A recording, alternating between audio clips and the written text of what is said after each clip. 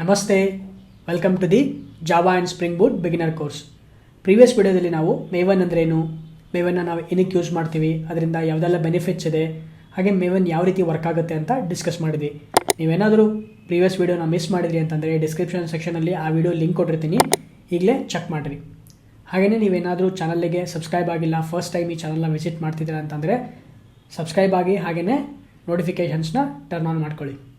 ನನ್ನ ಹೆಸರು ಭೂಷಣ್, ನಾನು ಫುಲ್ ಟೈಮ್ ಜಾವಾ ಡೆವಲಪರ್ ಆಗಿ ವರ್ಕ್ ಮಾಡ್ತಿದ್ದೀನಿ.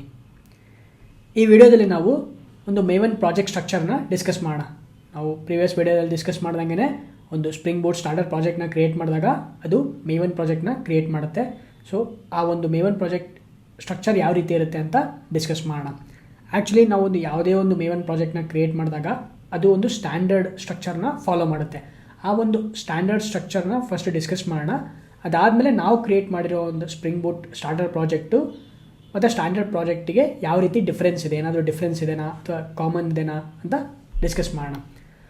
ಸೊ ನಾನಿಲ್ಲಿ ಆ್ಯಕ್ಚುಲಿ ಮುಂಚೆನೇ ಹೇಳ್ದಂಗೆ ಒಂದು ಮೇವನ್ ಪ್ರಾಜೆಕ್ಟು ಒಂದು ಸ್ಟ್ಯಾಂಡರ್ಡ್ ಸ್ಟ್ರಕ್ಚರ್ನ ಫಾಲೋ ಮಾಡುತ್ತೆ. ಏನಕ್ಕೆ ಅಂತಂದರೆ ಮೇವನ್ನ ಅಕ್ರಾಸ್ ದ ಇಂಡಸ್ಟ್ರಿಯಲ್ಲಿ ಯೂಸ್ ಮಾಡ್ತಾರೆ. ಸಾಫ್ಟ್ವೇರ್ ಇಂಡಸ್ಟ್ರಿಯಲ್ಲಿ ತುಂಬ ವೈಡಾಗಿ ಯೂಸ್ ಮಾಡ್ತಿರೋದ್ರಿಂದ ಒಂದು ಕಾಮನ್ ಸ್ಟ್ಯಾಂಡರ್ಡ್ ಸ್ಟ್ರಕ್ಚರ್ನ ಅವ್ರು ಕ್ರಿಯೇಟ್ ಮಾಡಿದ್ದಾರೆ. ಸೊ ಯಾರೇ ಒಬ್ಬ ನ್ಯೂ ಡೆವಲಪರ್ ಆಗಿರ್ಬೋದು, ಯಾರೇ ಒಂದು ಟೀಮ್ನ ಜಾಯ್ನ್ ಆದಾಗ ಅವನಿಗೆ ಈಸಿಯಾಗಿ ಆ ಸ್ಟ್ರಕ್ಚರ್ ಗೊತ್ತಿತ್ತು ಅಂತಂದರೆ ಅವ್ನು ಈಸಿಯಾಗಿ ಆ ಒಂದು ಮೇವನ್ನ ಈಸಿಯಾಗಿ ಅಡಾಪ್ಟ್ ಮಾಡ್ಕೋಬೋದು, ಅವ್ನು ಈಸಿಯಾಗಿ ಅರ್ಥ ಮಾಡ್ಕೋಬೋದು ಪ್ರಾಜೆಕ್ಟ್ನ. ಓಕೆ, ಯಾವ ಫೈಲ್ಸು ಯಾವ ಫೋಲ್ಡರಲ್ಲಿದೆ.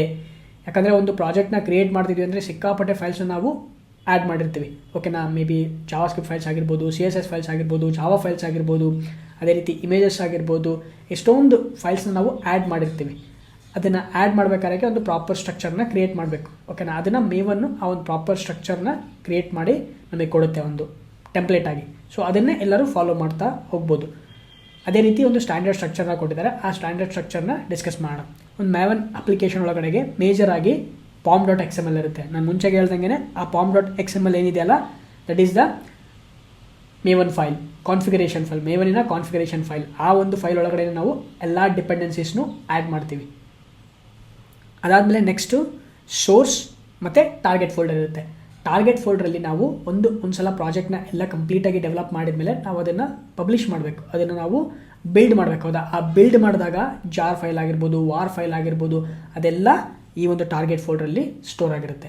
ಸೊ ಅದು ಟಾರ್ಗೆಟ್ ಫೋಲ್ಡರ್ ಒಳಗಡೆಗೆ ಪ್ರೆಸೆಂಟ್ ಇರುತ್ತೆ ಜಾರ್ ಫೈಲೆಲ್ಲ. ಅದನ್ನು ಬಿಲ್ಡ್ ಮಾಡಿದಾಗ ಆ ಫೋಲ್ಡರ್ ಜನರೇಟ್ ಆಗುತ್ತೆ.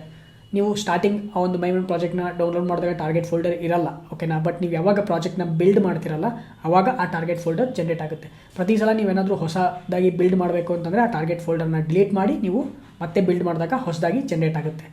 ಏನಕ್ಕೆ ಡಿಲೀಟ್ ಮಾಡ್ತೀವಪ್ಪ ಅಂತಂದರೆ ಸಮ್ಟೈಮ್ಸ್ ಏನಾಗುತ್ತೆ ಅಂತಂದರೆ ಪ್ರೀವಿಯಸ್ ವರ್ಷನ್ ಹಳೆ ಕೋಡನ್ನೇ ಅದು ಓವರ್ ರೈಡ್ ಮಾಡಿಬಿಡುತ್ತೆ. ಸೊ ಅದಕ್ಕೋಸ್ಕರ ಆ ಒಂದು ಫೋಲ್ಡರ್ನ ಡಿಲೀಟ್ ಮಾಡಿ ಫಸ್ಟು ಮೇವನ್ನು ಕ್ಲೀನ್ ಮಾಡ್ತೀವಿ. ಕ್ಲೀನ್ ಮಾಡಿದಾಗ ಆ ಟಾರ್ಗೆಟ್ ಫೋಲ್ಡರ್ ಡಿಲೀಟ್ ಆಗುತ್ತೆ. ಅದಾದಮೇಲೆ ಮತ್ತೆ ಬಿಲ್ಡ್ ಆಗುತ್ತೆ, ಬಿಲ್ಡ್ ಕೊಟ್ಟಾಗ.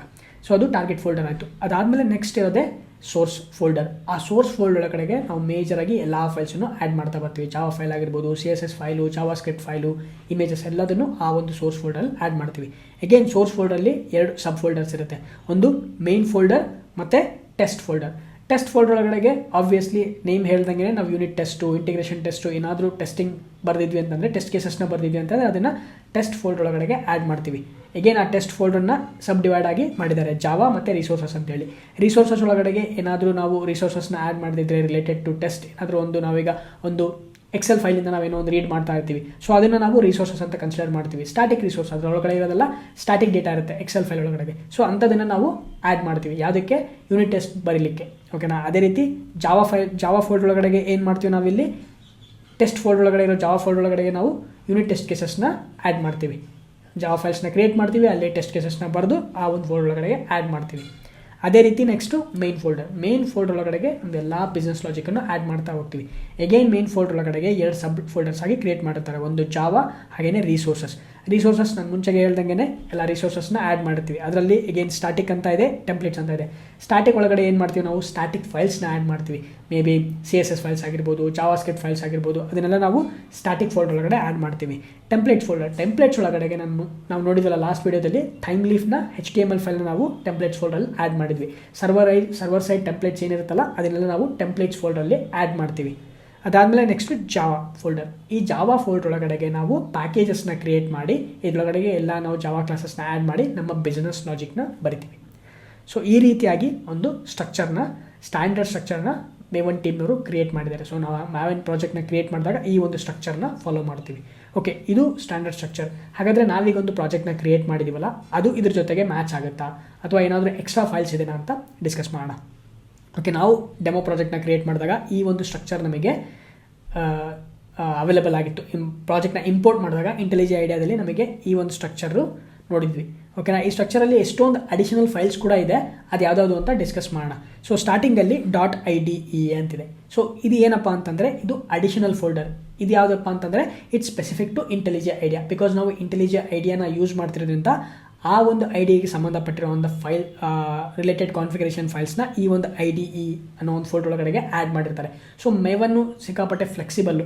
ಓಕೆನಾ, ನೀವೇನಾದರೂ ಈ ಪ್ರಾಜೆಕ್ಟ್ನ ಮೇವನಲ್ಲಿ ಡೆವಲಪ್ ಮಾಡಿ ಮೇವನಲ್ಲಿ ಕ್ರಿಯೇಟ್ ಮಾಡಿದ್ರಿ ಅಂತಂದರೆ ಈಸಿಯಾಗಿ ನೀವು ಇದನ್ನು ಬೇರೆ IDEದಲ್ಲೂ ಇಂಪೋರ್ಟ್ ಮಾಡ್ಕೋಬೋದು.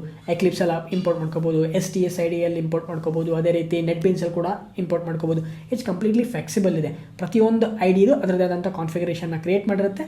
ಆಮೇಲೆ ಕ್ರಾಸ್ IDE ಜೊತೆಗೆ ಅದು ಈಸಿಯಾಗಿ ಮ್ಯಾಚ್ ಆಗುತ್ತೆ. ಓಕೆನಾ, ನಾವು ಯಾವುದೇ ಥರ ಎಕ್ಸ್ಟರ್ನಲ್ಲಾಗಿ ಕಾನ್ಫಿಗರ್ ಮಾಡೋ ಅವಶ್ಯಕತೆ ಇಲ್ಲ. ಈ ಪ್ರಾಜೆಕ್ಟ್ನ ನಾನು ಇಂಟೆಲಿಜೆನ್ಸಲ್ಲಿ ಕ್ರಿಯೇಟ್ ಮಾಡಿದ್ದೀನಿ, ಡೆವಲಪ್ ಮಾಡಿದ್ದೀನಿ. ಹೌದಾ, ನಾಳೆ ದಿನ ನನ್ನ ಫ್ರೆಂಡ್ ಯಾರೋ ಒಬ್ಬ ಇದನ್ನು ಎಕ್ಲಿಪ್ಸಲ್ಲಿ ಕೂಡ ಇಂಪೋರ್ಟ್ ಮಾಡಿಕೊಂಡು ಅದನ್ನು ವ್ಯೂ ಮಾಡ್ಬೋದು.